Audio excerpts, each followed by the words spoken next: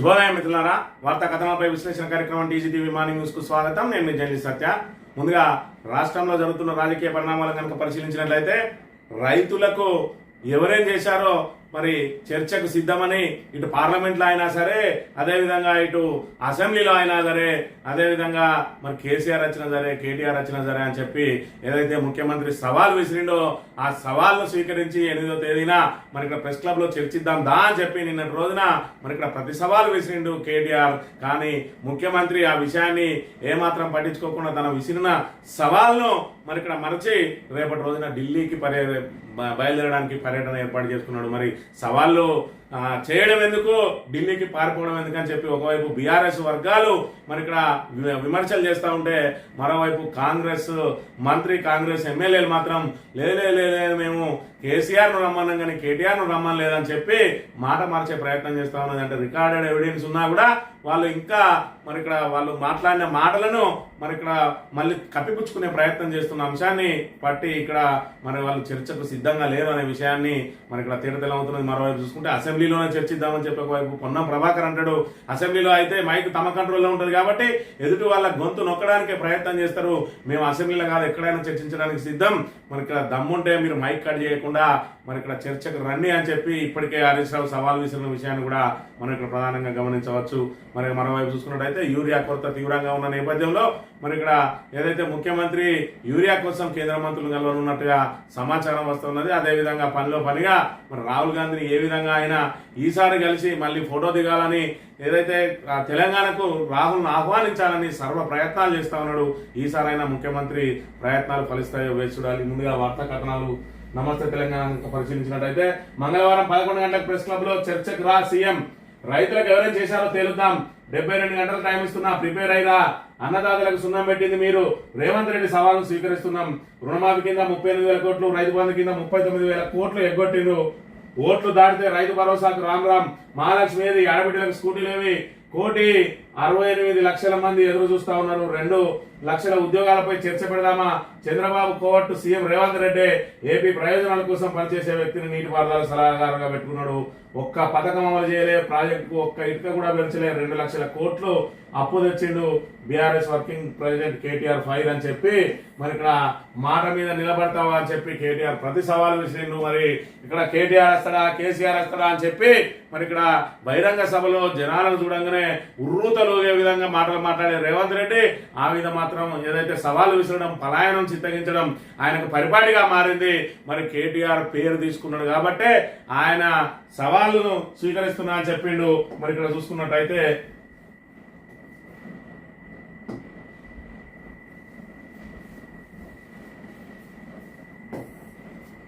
సవాలు విసురుతున్నా, చర్చ పెడతాం పార్లమెంటులోనా అసెంబ్లీలోనా, రైతు రాజ్యం ఎవరు తెచ్చిండ్రు, రైతులకు అండగా నిలబడ్డది ఎవరో తెలుసుకుందాం రాండి చర్చలకు.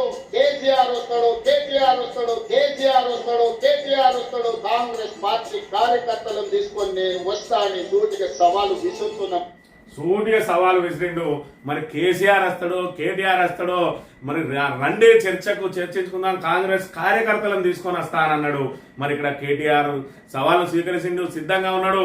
మరి ఇక్కడ మంగళవారం రోజు ప్రెస్ క్లబ్కి వస్తాడట. నువ్వు సిద్ధంగా ఉన్నావా రేవంత్ రెడ్డి అంటే, రేపు పోయి 3 రోజుల పాటు మరి ఢిల్లీలో ఉండడానికి ఏర్పాట్లు చేసుకున్నాడు. అంటే ఏ విధంగా పారిపోతా ఉన్నాడు, ఇక ఆయన కవర్ చేయడానికి ఏదైతే ఇట్లా భయపడితే ఎట్లా రేవంత్ కవర్ చేయడానికి రీల్ స్టార్ ను పంపినవా అని చెప్పి ఇక్కడ సోషల్ మీడియాలో పెద్ద ఎత్తున మరి వాళ్ళ మీద మీమ్స్ వస్తా ఉన్నది. మరి ఇక్కడ సీతక్క గారు ఏం మాట్లాడినో చూసుకున్నట్టయితే, ముఖ్యమంత్రి గారు పేరు తీసుకుని మరి పిలిచింది, కేసీఆర్ వస్తారా కేటీఆర్ వస్తారా రాండి అన్నాడు. మీకు కేసీఆర్ అంత లేదు కానీ మేము చాలు నీకు వస్తాం, మీరు ఎక్కడ పెడతారో పెట్టండి వస్తాం, ఊరు నీ ఇష్టం, ప్లేస్ నీ ఇష్టం, సమయం డేటు అన్ని నీ ఇష్టం, నేను రెడీ, మా పార్టీ తరఫున నీ సవాల్ను స్వీకరిస్తా ఉన్నాను. సీఎం రేవంత్ రెడ్డి గారు విసిరిన సవాల్కు నీకు కాదు సవాల్, నీకు కాదు సవాల్, కేసీఆర్ వస్తాడు, కేటీఆర్ వస్తాడు, కేసీఆర్ వస్తాడు, కేటీఆర్ వస్తాడు, నీకు కాదు సవాల్. ప్రతిపక్ష నాయకుడిగా మరి 9.5 సంవత్సరాలు ముఖ్యమంత్రిగా చేసినటువంటి మార్పు. మరి ఎందుకు సవాలు విసుడు, ఎందుకు ఈ ఊకదంపుడు మాటలు మాట్లాడు, మరి సవాళ్ళను స్వీకరించి మరి ఇక్కడ మేము సిద్ధం అంటే ఆ తర్వాత పారిపోవడం ఎందుకో, మరి ఇక్కడ ఈ సీతక్క లాంటి రీల్స్ స్టార్ ను తీసుకొచ్చి దాన్ని కవరప్ చేసుకునేందుకో మరి ముఖ్యమంత్రి ఒకసారి ఆలోచన చేసుకోవాలి. నీకు నిజంగానే మరి ఇక్కడ బంకచెర్ల మీద చర్చిద్దామంటావు, రాండి ప్రత్యేక అసెంబ్లీ పెడతా అంటావు, చలో అసెంబ్లీ పెట్టు, మేము సిద్ధం, అసెంబ్లీలో అయినా సరే బయట అయినా సరే మరి ఇక్కడ స్టూడియోలో అయినా సరే ప్రెస్ క్లబ్ లో అయినా సరే అని చెప్పి మరి మీ సవాలు స్వీకరిస్తే అక్కడి నుంచి పారిపోతావు. ఆ తర్వాత వచ్చి రైతుల గురించి మాట్లాడుతా అంటావు, ఇక్కడ నుంచి పారిపోతావు. 60,000 ఉద్యోగాలు మేము ఇయ్యనట్టయితే మరి ఇక్కడ నేను క్షమాపణలు చెప్తా కాళ్ళు పట్టుకొని అంటావు. మరి ఇక్కడ నిరుద్యోగులు వాళ్ళు బాజాప్తా చెప్తా ఉన్నారు, నువ్వు ఇచ్చింది అంతా కొడితే 5 నుంచి 10,000 లోపు మాత్రమే ఇచ్చినావు, కేసీఆర్ ఇచ్చిన ఉద్యోగాలను నేను ఇచ్చిన అని చెప్పుకోవడానికి సిగ్గు లేదా అని చెప్పి బాజాప్తా ప్రశ్నిస్తా ఉంటే వాళ్ళకు మాత్రం ముఖం చాటేస్తావు. మరి ఇక్కడ ఏడాదికి 2 లక్షల, మొదటి సంవత్సరంలోనే 2 లక్షల ఉద్యోగాలు ఇస్తా అన్నావు, ప్రతి సంవత్సరం జాబ్ క్యాలెండర్ తెస్తా అన్నావు. ఏమైనాయి నీ నిరుద్యోగులకు ఇచ్చిన హామీలు ఏమైనాయి? మరి అలా చూసుకున్నట్టయితే నిరుద్యోగులందరూ కూడా కాంగ్రెస్ పార్టీ పీచమనచడానికి సిద్ధంగా ఉన్నారు కాబట్టి ఇవాళ స్థానిక సంస్థల ఎన్నికలు కనుక పోయినట్టే చిత్తుగా ఓడించే ప్రమాదం ఉన్నదని చెప్పి 42% రిజర్వేషన్ అమలు చేస్తామని ఓ నెపంతో అది అయ్యేది కాదు పోయేది కాదు అని చెప్పి తెలిసినప్పటికీ కూడా మరి దాని నుంచి బయటపడలేక ఇప్పటికే ఉన్న ఏదైతే తీవ్రమైన వ్యతిరేకతను మరి ఇక్కడ కప్పిపుచ్చుకోవడానికి మరి ఈ లోపు స్థానిక సంస్థల ఎన్నికల లోపే రాహుల్ గాంధీని మచ్చిక చేసుకోవడం కోసం ఆయన మరి నానా తంటాలు పడతా ఉన్న పరిస్థితిని అయితే మనం ఇక్కడ చూడవచ్చు. ప్రజల కోసం పోరాడదాం, రైతు సమస్యలపై పోరాటం ఉధృతం చేయాలి, పదవులు అధికారం ఎవరికి శాశ్వతం కాదు. పాలమూరు జిల్లాకు చెందిన నేతలతో కేసీఆర్ దవాఖాన నుంచి డిశ్చార్జ్, నందినగర్ లో బస, కేసీఆర్ కలిసిన పార్టీ ప్రజాప్రతినిధులు నేతలు అని చెప్పి మరి ఇక్కడ ప్రజల కోసం పోరాడదాం అని చెప్పి ఏదైతే హాస్పిటల్ నుంచి డిశ్చార్జ్ అయ్యిండో నందినగర్ లో తన నివాసానికి పోతే వచ్చిన వాళ్లకు దిశానిర్దేశం చేస్తా ఉన్నాడు. ఏ విధంగా రాష్ట్ర ప్రభుత్వం అబద్ధాలతోటి ప్రజలను ఏమార్చే ప్రయత్నం చేస్తా ఉన్నది, నీళ్ల మీద ఏ విధంగా అబద్ధాలు ఆడుతా ఉన్నది, మరోవైపు యూరియా కొరత ముందు చూపు లేకుండా మరి ఇక్కడ రైతులకు ఎంత పంట పండిస్తారు, ఎంత యూరియా అవసరం అనే మరి ఇక్కడ ముందస్తు ప్రణాళికలు లేకుండా ప్రభుత్వం ఏదైతే రైతుల మీద వివక్ష చూస్తా ఉన్నది, రైతు సమస్యల మీద మరి ఇక్కడ పట్టింపు లేకుండా చేస్తా ఉన్నది. కాబట్టి మరి ఇక్కడ యూరియా కోసం రైతులు ఇబ్బందులు పడకుండా ఖచ్చితంగా యూరియాను అందుబాటులో తీసుకొచ్చే విధంగా కేంద్ర రాష్ట్ర ప్రభుత్వాల మీద ఒత్తిడి ఏ విధంగా చేయాలని చెప్పి మరి ఇక్కడ దిశానిర్దేశం చేస్తున్న పరిస్థితిని మనం ఇక్కడ గమనించాలి. పదవులు అధికారం ఎవరికి శాశ్వతం కాదు, మరి ఇక్కడ ప్రజలనంటే ఏదైతే శాశ్వతం కాబట్టి ప్రజా సమస్యల పరిష్కారానికి మరి ఇక్కడ మనందరం కూడా పోరాటం చేయాల్సిందే. ఈ చేతగాని ప్రభుత్వానికి 2 సంవత్సరాలు టైం ఇచ్చినా, 18 నెలలు 19 నెలలు టైం ఇచ్చినా కూడా ఇంకా వాళ్ళు మరి ఇక్కడ ఏదైతే ప్రజా సమస్యలు పట్టించుకోవడం కానీ వాళ్ళ పరిపాలనను గాడిలో పెట్టుకోవడం కాబట్టి తెలుస్తలేదు. కాబట్టి వాళ్ళ జుట్టు పట్టి మరి ఇక్కడ మెడలు వంచి మరి ఇక్కడ ప్రజలకు సంబంధించిన సమస్యలను పరిష్కారం అయ్యే విధంగా మరి ఇక్కడ మన వాళ్ళందరూ పోరాటం చేయాలని చెప్పి కూడా దిశానిర్దేశం చేస్తున్న పరిస్థితిని మనం ఇక్కడ ప్రధానంగా గమనించవచ్చు. మరో 2 రైతుల ఆత్మహత్య, దిగుబడి రాక అప్పులు తీర్చలేక మనస్తాపం, రుణమాఫీ కూడా కాకపోవడంతో మరింత దిగులాట. రామాంజనేయులు అని చెప్పి అదేవిధంగా బండారి దేవేందర్ మరి ఇక్కడ ఇప్పటికే రాలిన మట్టిపూలు 517 మంది చచ్చిపోయిన 600 రోజుల పాలనలో 517 మంది ఆత్మహత్యలు చేసుకున్నారు. అయినప్పటికీ కూడా ప్రభుత్వానికి ఇంకా మరి ఇక్కడ రైతుల మీద కనికరం రావడం లేదు. రైతుల ఆత్మహత్యలు ఆపడానికి ఒక కమిటీని కూడా వేయకుండా, వాళ్ళ సమస్యలను అధ్యయనం చేయకుండా ఇంకా నిర్లక్ష్యం వహిస్తా ఉన్న అంశాన్ని మనం ఇక్కడ చూడాలి. రేపు 47సారి ఢిల్లీకి రేవంతట ఎరువుల కోసం కేంద్ర మంత్రులతో భేటీకి అవకాశము అని చెప్పి మరి ఇక్కడ 47వసారి పోతా ఉన్నాడు.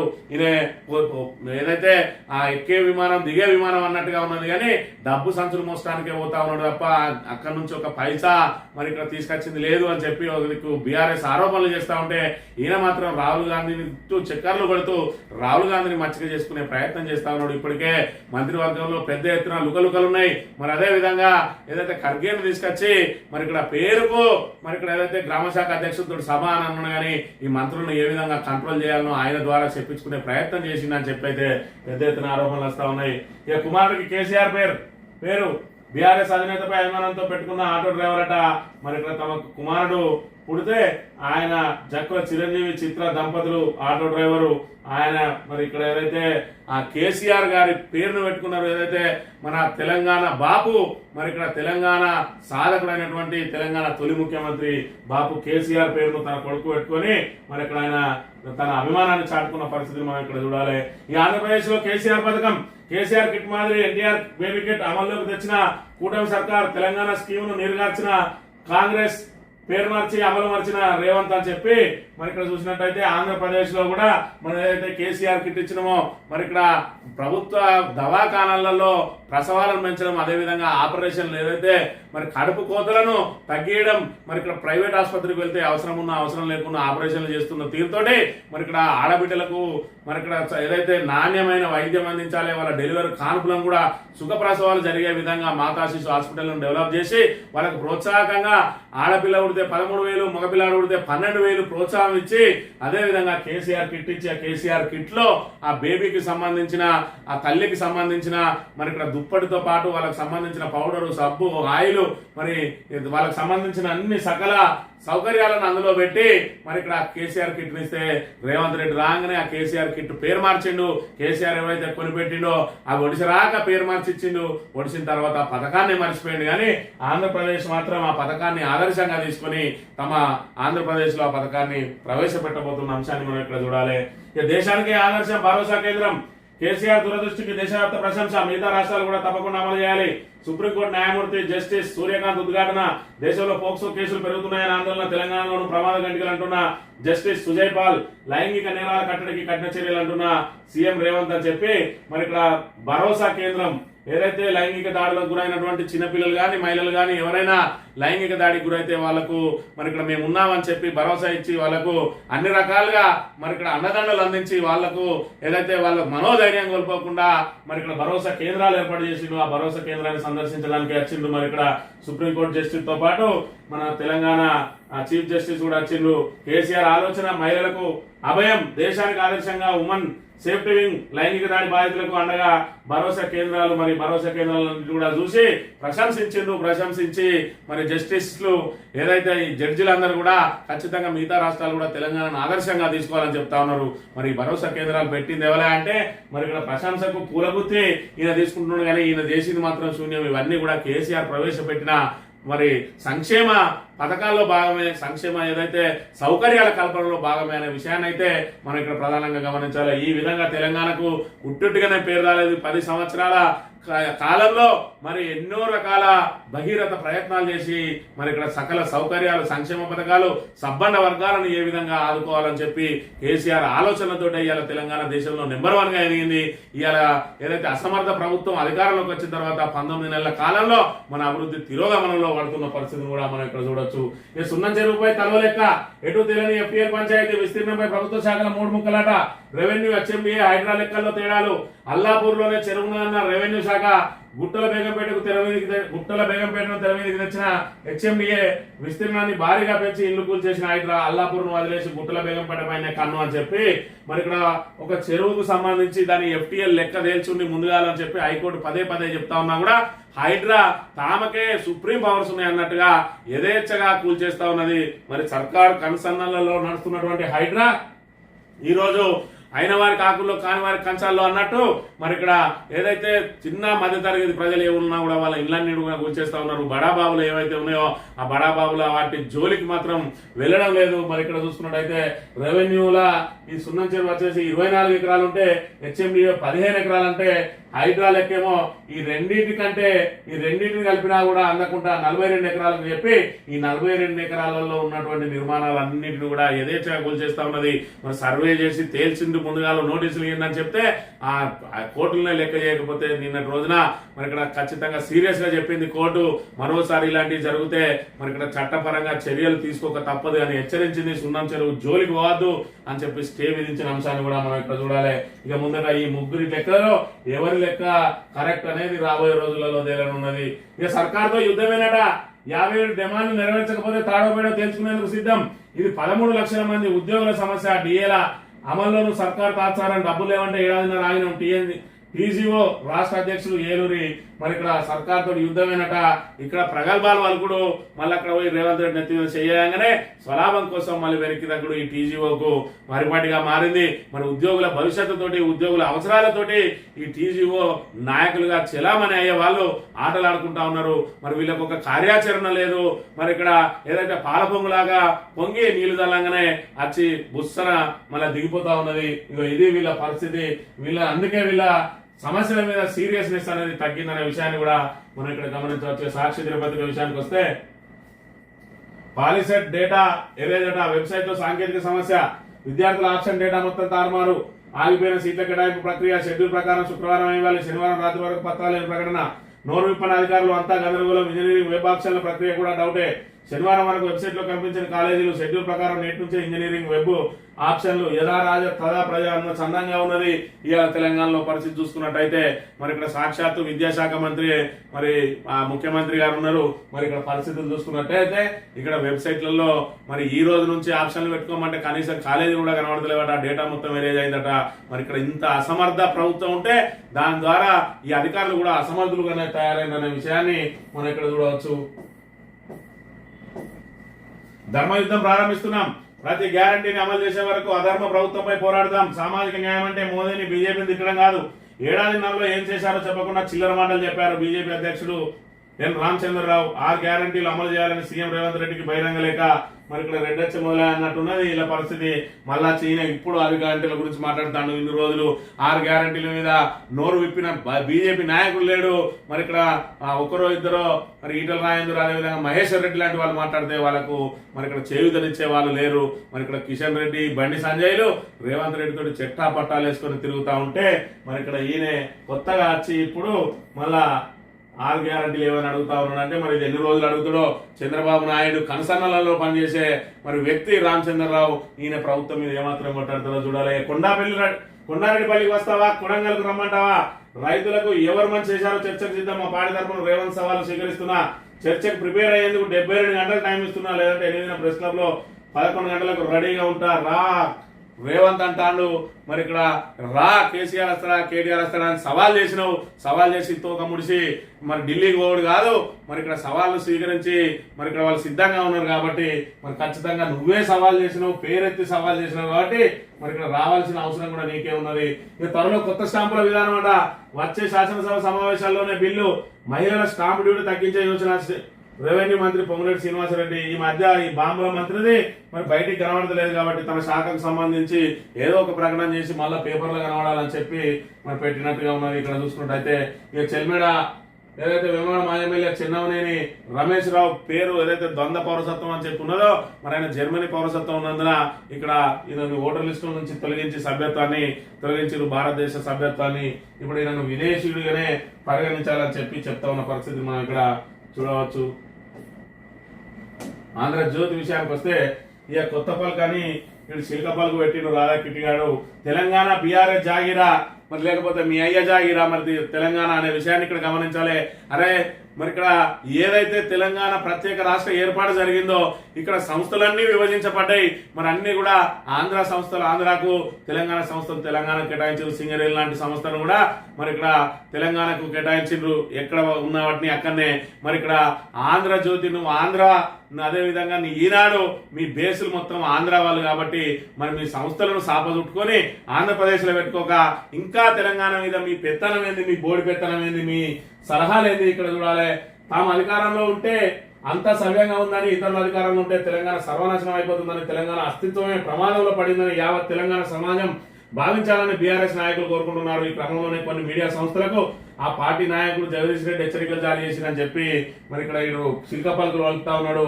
తాము అధికారంలో ఉంటే అంతా సవ్యంగా ఉందని కాదు, ఇవాళ తెలంగాణ ప్రజానికమే చెప్తారు. నీకు దమ్ముంటే మైకి పట్టుకొని ప్రజల ముందుకు పో. రేవంత్ పాలనట్టున్నది, కేసీఆర్ పాలనట్టున్నది అని అడుగు. లేదంటే ఈ 19 నెలల కాలంలో ప్రజలకు మరి ఇక్కడ ప్రజావిమర్శన మేరకే పాలన జరుగుతుందా అని అడుగు. నీ మీద ఉమ్మేస్తారు అనే విషయాన్ని ఇక్కడ గమనించాలి. మరి ఇక్కడ పెద్ద సార్కు చిన్న సార్కు వ్యతిరేకంగా మీడియాల కథనాలు వస్తే తెలంగాణ అస్తిత్వం ఎందుకు ఎలా ప్రమాదంలో పడుతుందని అడుగుతాడు. అది మీడియా కథనాలు రావడం కాదురా. మరి ఇక్కడ ఏదైతే విషయం కక్కుతా ఉన్నారో ఇవాళ ఆధారం లేని ఫేక్ న్యూస్ ను ప్రచారం చేసి మరి ఇక్కడ అడ్డమైన అశ్లీల తమ్మునైల్స్ పెట్టి చెప్తే వాళ్లకు బుద్ధి చెప్పిర్రు.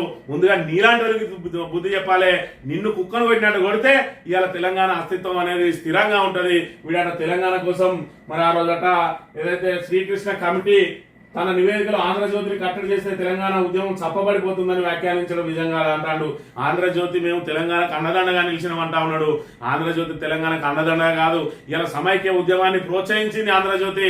మరి లేకపోతే శ్రీకృష్ణునల్లా ఎందుకు పెట్టిందంటే ఇలా తెలంగాణ వాళ్ళను రెచ్చగొడతా ఉన్నది ఆంధ్రజ్యోతి, అందుకే ఇంకా పోరు ఉధృతం అవుతుందా ఉన్నదని చెప్పి నీ నీచమైన బుద్ధిని అక్కడ శ్రీకృష్ణ కమిషన్ అనేది బయట పెట్టింది. ఇక్కడ చూసుకున్నట్టయితే ఇలాంటి బెదిరింపులు ఎన్నో చూసినా రాజశేఖర రెడ్డి హయాంలో ఆంధ్రజ్యోతి ప్రధాన కార్యాలయంపై దాడి చేసి తగలబెట్టారు. తెలంగాణ ఉద్యమ సమయంలోనూ ఆ తర్వాత కేసీఆర్ పాలనలోనూ ఆంధ్రజ్యోతి సంస్థలపై దాడులు జరిగినాయట. నువ్వు తెలంగాణకు వెన్నుదన్నుగా నిలిచినాం అని చెప్పి ఇక్కడ ఏదైతే చెప్తానో నువ్వే మళ్ళీ దాడులు జరిగినాయి అంటున్నావు. నిజంగానే నువ్వు తెలంగాణకు వెన్నుదన్నుగా నిలిచినట్టయితే గుండెలో పెట్టుకొని చూసుకుంటారు కదా నీ మీద దాడులు, తెలంగాణ ఉద్యమ సమయంలో దాడులు జరిగినాయని ఏదైతే నువ్వే చెప్తానో నువ్వు నీ శకుని పాత్రను నువ్వే బయట పెట్టుకుంటా ఉన్నావు. నీ శిల్క పలుకులు మాకు అవసరం లేదు. రేపు మళ్ళీ బీఆర్ఎస్ అధికారంలోకి వచ్చినాక నీలాంటి సంస్థలను బాజాప్తా మూసేయాల్సిందే, మిమ్మల్ని ఆంధ్రోళ్లను మెడబట్టి బయటికి గెంటాల్సిందే. లేదంటే మీరు మళ్ళీ హైదరాబాద్ లో పాగా వేసి ఇప్పటికే రేవంత్ రెడ్డి వంటి వాళ్ళను మరి ఇక్కడ ప్రోత్సహించుకుంటా తెలంగాణను సర్వనాశనం చేసేదల్లా ఆంధ్రజ్యోతి ఈనాళ్ళు ప్రధాన పాత్ర పోషిస్తా ఉన్నాయి. అందుకే ఆంధ్రలో మరి ఇక్కడ ఏదైతే ఆ కేటీఆర్ ఆంధ్రలో చదవలేదా, మరి ఇక్కడ జగదీష్ రెడ్డి మా కొడుకు లండన్ లో చదువుతలేడంటే జగదీష్ రెడ్డి కొడుకు లండన్ లో చదువుతాడు. అనేక మంది మరి ఇక్కడ ఆంధ్రాలో ఉన్న వాళ్ళు ఇక్కడ ఉన్నారు, ఇక్కడ వాళ్ళు ఆంధ్రాలో ఉన్నారు. ఎవరు కూడా ఆ ప్రాంతానికి పోయి ఆ ప్రాంతం మీద విషయం చిమ్ముతలేరు. నీలాంటి కుక్కలే ఇక్కడికి వచ్చి ఈ ప్రాంతం మీద విషయం చిమ్ముతా ఉన్నాయి. నువ్వు కూడా ఇక్కడ వచ్చి బతుకు ఎవడద్దంటలేడు, కానీ విషయం చిమ్ముడు పని చేయాలి. ఇవాళ వంశీ లాంటి నీచమైన ఏదైతే బ్రోకర్ ఆ మీడియా హౌజులు ఇలా ఆ రకంగా అశ్లీల తమ్మునేలు పెట్టుకున్నాడు, అవి ఎందుకు తొలగించిండు దాడి జరగంగానే దీనికి ఆలోచన చేయాలి. అలాంటి వాటిని ఖండించకుండా ఆంధ్ర మీడియాను తిడతా ఉన్నట్టున్నావు. తిట్టుడు కాదు, మేము ఖచ్చితంగా మిమ్మల్ని మిడబట్టి బయటికి గెంటిన రోజే తెలంగాణ అస్తిత్వం మన ఇక్కడ స్థిరంగా ఉంటుందనే విషయాన్ని మనం ఇక్కడ ప్రధానంగా గమనించాలి. వైద్య విద్యలో కీలక సంస్కరణలు 220 పడకలుంటే బోధనాసుపత్రి, అక్కడే కొత్తగా పీజీ సీట్ల మంజూరు. స్పెషలిస్టుకు 10 ఏళ్ల అనుభవం ఉంటే అసోసియేట్ ప్రొఫెసర్ గా పరిగణ, 2 ఏళ్ల అనుభవానికి అసిస్టెంట్ ప్రొఫెసర్. కొత్త మెడికల్ కాలేజీల్లోనూ నేరుగా పీజీ. వైద్య విద్యా సంస్థల నియంత్రణ 2025 నిబంధనలు విడుదల అని చెప్పి రాబోయే రోజులలో పెద్ద ఎత్తున మరి ఇక్కడ బోధనాసుపత్రులు రాబోతా ఉన్నాయట. 220 పడకలు ఉంటే అక్కడ బోధనాసుపత్రి చేసి అక్కడనే కొత్తగా పీజీ సీట్లను మంజూరు చేసి జూనియర్ డాక్టర్లను ఏర్పాటు చేస్తామని చెప్పి కొత్త సంస్కరణలు తీసుకొచ్చిన అంశాన్ని మనం ఇక్కడ ప్రధానంగా గమనించాలి. 100 తదుపరి అసెంబ్లీ ఎన్నికల్లో 100 సీట్లు సాధిస్తానన్న రేవంత్ వ్యాఖ్యలపై కేటీఆర్ ఎద్దేవా. రైతులకు ఎవరైనా చేశారో చర్చించడానికి రెడీ. 8 ప్రెస్ క్లబ్ వస్తా, ఎమ్మెల్యేలతో కలిసిరా, నీ స్థాయికి నేను చాలు, కేసీఆర్ అవసరం లేదు. ఇక్కడ 100 అని 100 అని ఇంత పెద్ద ఎత్తున పెట్టడానికి ప్రధాన కారణం ఏంటంటే ఆంధ్రలోని కుట్రలు ఏ విధంగా ఉంటాయనంటే ఏదైతే రేవంత్ రెడ్డి భాష మీద జనం ఈసడిస్తా ఉన్నారో ఆ రేవంత్ రెడ్డిని కవర్ చేయడానికి ఇలాంటి పచ్చ కుక్కలు ఇవాళ కేటీఆర్ కూడా తిడతాడు. 100 అని 100 అని చెప్పి ఒక ముఖ్యమంత్రిని తిట్టిండు అని చెప్పి ప్రజల మెదళ్లలో విషం నాటడానికి ఇగో ఇలాంటి మరి ఇక్కడ పెద్ద ఎత్తున అసలు వీని పేపర్లో మరి ఇక్కడ ప్రతిపక్షానికి ఇంత స్పేస్ అయ్యాడు. ఇది కుట్రతోటి ఇచ్చిన స్పేస్ అనే విషయాన్ని మనం ఇక్కడ గమనించాలి. అంటే తెలంగాణలో విషం నాటడానికి వాళ్ళు ఏ విధంగా ప్రయత్నాలు చేస్తారు ఈ ఆంధ్ర పచ్చ కుక్కలు అనే విషయాన్ని కూడా తెలంగాణ సమాజం అంతా కూడా గమనించాలి. ఈనాడు దినపత్రిక విషయానికి వస్తే ఎదురు చూపుల్లో 8,90,000 మంది సాదా పరిణామా కొలిక్కి వచ్చిన రెవెన్యూ సదస్సులో 40% దరఖాస్తులు ఇవే. భూభార చట్టంలో పలు సెక్షన్లు చేర్చిన ప్రభుత్వం. క్రమబద్ధీకరిస్తే 20 లక్షల ఎకరాలకు పైగా పట్టాలు. న్యాయస్థానంలో కేసు ఉత్తర్వుల కోసం రెవెన్యూ శాఖ నిరీక్షణ అని చెప్పి మరి ఇక్కడ భూభారతి అని పెద్ద ఎత్తున ఊకదంపుడు మాటలు మాట్లాడినటువంటి శ్రీనివాసరెడ్డి మరి ఇక్కడ సాదా బైనామాల పరిష్కారంలో ఇప్పటి వరకు దాని మీద పురోగతి లేదు. ఇక్కడ దాదాపు 9 లక్షల మంది ఎదురు చూస్తా ఉన్నారట. మరి ఇక్కడ కోర్టుల కోసం మేము ఎదురు చూస్తా ఉన్నాం అంటే ఆ కోర్టులలో ఎప్పుడు మరి దీనికి సంబంధించిన తీర్పు వస్తుంది, ఏ రోజు మరి దీనికి సంబంధించి మరి క్లియరెన్స్ వస్తుంది. ఏదేమైనా ప్రభుత్వం మరి ఇక్కడ వాళ్ళు కొత్తగా తెస్తా అన్న సంస్కరణలు కానీ లేదంటే కేసీఆర్ ఇచ్చిన సంక్షేమ పథకాలను మరి ఇక్కడ అమలు చేయడం కానీ మిషన్ భగీరథ లాంటి బృహత్తరమైన పథకాన్ని కొనసాగించడం కానీ చేత కానీ అసమర్థ ప్రభుత్వం ఇచ్చిన 6 గ్యారంటీలను అమలు చేయలేక 420 హామీల్లో మరి ఇక్కడ హామీలను నిలబెట్టుకునే మరి ఆ సత్తా లేక ఇవాళ పూర్తిగా తెలంగాణ అభివృద్ధిని సర్వనాశనం చేస్తుంది. మరి ఇక్కడ అభివృద్ధిలో నెంబర్ 1 గా దూసుకుపోతున్న తెలంగాణకు ఇవాళ పగ్గాలు వేసినట్టయింది. ప్రజలు మరి ఏదైతే మార్పు పేరుతోటి మార్పు అంటే మరి ఇక్కడ రేవంత్ రెడ్డి ఏ మార్పు తీసుకొచ్చిండు అనే విషయాన్ని కూడా గమనించినట్టయితే మరి ఇక్కడ ఒక యువకుడు అసలు మార్పు అని ఏ విధంగా ఉన్నది దాని అసలార్థం ఏంటి అనేది ఒక రీల్ చేసిన దాని కనుక చూసుకున్నట్టయితే లిరిక్స్ ఉంటది. రేవంత్ రెడ్డికి సంబంధించిన ఒక పాట ఉంటుండే 3 రంగుల జెండా పట్టి. అది ఆ పాటలో ఓ లిరిక్స్ ఉంటది, ఆనాటి రోజులు తెచ్చాడు అని. ఇవే ఆనాటి రోజులు.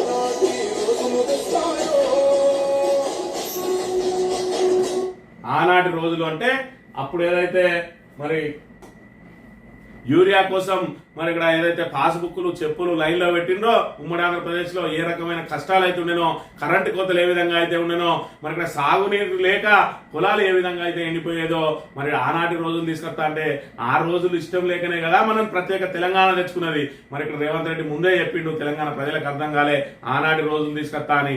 ఆయన మాట మీదనే ఉన్నాడు, బరాబర్ ఆనాటి రోజులు తీసుకొని వచ్చిండు. మళ్ళీ యూరియా కోసం చెప్పులు, అదేవిధంగా పాస్బుక్లు లైన్లో పెట్టే కార్యక్రమాన్ని తీసుకొచ్చిండు. కరెంటు కోతలు మొదలు పెట్టిండు. నీటిని యథేచ్ఛగా కిందికి వదిలేసిండు. కాళేశ్వరం లాంటి బృహత్తరమైన పథకాన్ని ఏదైతే ప్రాజెక్టు కట్టుకుని ఇలా నీటినన్నిటి కూడా మనం తెలంగాణ వ్యాప్తంగా పారించుకుంటా ఉంటే మేడిగడ్డ కూలిందనే నెపంతో ఒక పిల్లర్ కుంగిపోతే దాన్ని మరమ్మతు చేయకుండా మరి ఇక్కడ ప్రాణహిత నీటిని, గోదావరి నీటిని కిందికి ఇడిచిపెట్టి మరి ఇక్కడ ప్రజలకు మళ్ళీ ఏదైతే ఆ సాగునీటి కష్టాలు తీసుకొచ్చిండు. మన మిషన్ భగీరథను పక్కకు పడేసి ఇంటింటికి నల్లా నీరు వచ్చే కార్యక్రమాన్ని నీరుగార్చి ఇవాళ ఆనాటి రోజులు తీసుకొని వచ్చి మాట నిలబెట్టుకున్నాడు రేవంత్ రెడ్డి. కానీ మరి ఇక్కడ ప్రజలకే అర్థం కాలేదు. ఆనాటి రోజులు అంటే చీకటి రోజులు, ఈనాటి రోజులు అంటే మరి ఇక్కడ ఏదైతే మనం ఆ తెలంగాణ వెలిగిపోతా ఉన్నది, మరి ఏదైతే తెలంగాణ అభివృద్ధిలో ముందుకు సాగుతా ఉంది, మరి ఇక్కడ సంక్షేమ పథకాలతోటి ఇటు అభివృద్ధి కార్యక్రమాలతోటి ఏదైతే పారదర్శకంగా రెండుని నడిపించుకుంటూ కేసీఆర్ మరి తెలంగాణను అభివృద్ధిలో ఏదైతే పరుగులు పెట్టిస్తా ఉంటే ఆనాటి రోజులు తెస్తా అన్న మాటలు మరి ఇక్కడ అర్థం కాక జనాలు ఓట్లేసి ఇవాళ ఆనాటి రోజులను మళ్ళీ అనుభవిస్తున్న పరిస్థితి ఈ రోజు నెలకొన్నది. ఇప్పటికైనా తెలంగాణ ప్రజానీకం కళ్ళు తెరవాలి, కళ్ళు తెరిచి ఎప్పుడు ఎన్నికలు వచ్చిన కాంగ్రెస్ ను ముందబెట్టాలి. అప్పుడే తెలంగాణ అభివృద్ధి మళ్ళీ మరి ఇక్కడ పట్టాలు ఎత్తానే విషయాన్ని గమనించాలని కోరుతూ ఇది ఈ రోజు మార్నింగ్ న్యూస్. తిరిగి వెళ్దాం. Thank you very much.